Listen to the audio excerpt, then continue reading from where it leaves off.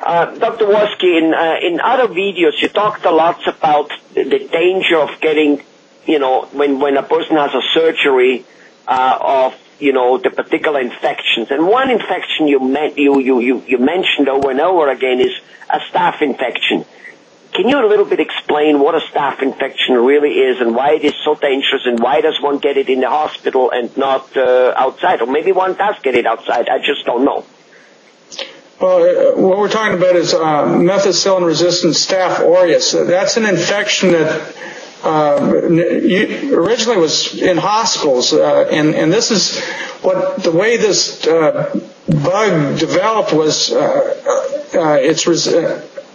it was resistant to all the antibiotics that they use in the hospital, so it started spreading inside the hospitals. Now it's spreading out into communities. For example, I had 4 patients in a row who went to the emergency room at our local hospital, and one was, and they were for trivial injuries, or one was for a spider bite, and they lanced that, and they got staph in the hospital and ended up having to be on intravenous antibiotics in hospital for 2 weeks, and they had to put a port into the patient. That's just an access into their veins so they could give long-term antibiotics. And I had 4 patients in a row that got staph infections at the hospital. And then what happened to me, I ruptured my Achilles tendon, and a friend of mine who's an orthopedic surgeon wanted to do surgery, and I just didn't want to go into the hospital and get a staph infection because it's horrible. You get pus oozing and you have to take antibiotics. And so I just splinted. An Achilles tendon is the biggest tendon in your body, and it's the one that attaches to your heel. Anyways, I just splinted that, and it healed fine without any surgery. And I didn't get a staph infection. Well, the next patient I got with came in with an Achilles tendon rupture. I said, well, this is what I did. I splinted this, and this is how they treat it in Europe and Canada and England. But here the standard of care is surgery. And he said, well, he wanted to have the surgery.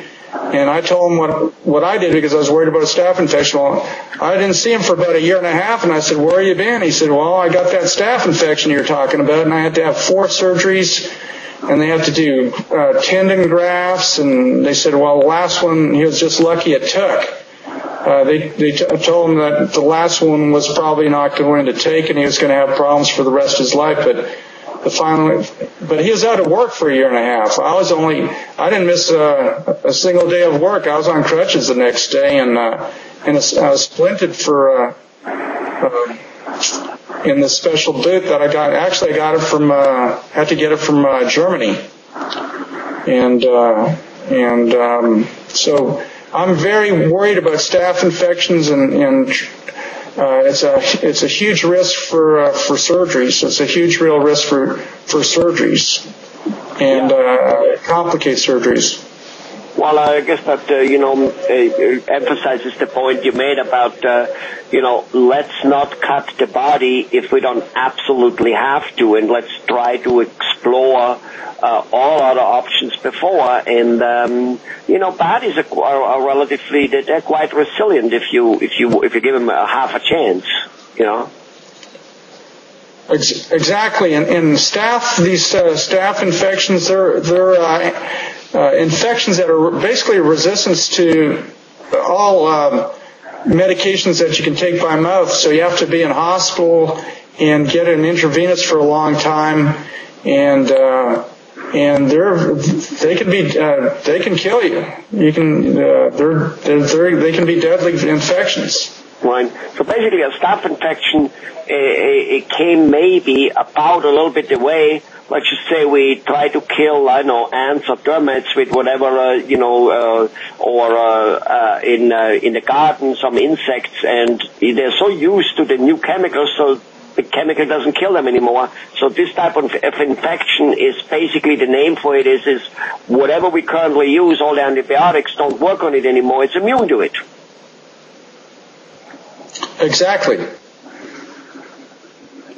Very scary. Thank you very much, Dr. Wolski, for explaining what a staph infection is, and your story about fixing your foot, your kills, is really is quite inspiring. I'm sure lots of people will kind of think twice about first going to the surgeon, but actually trying to cure it in a normal way. Thank you.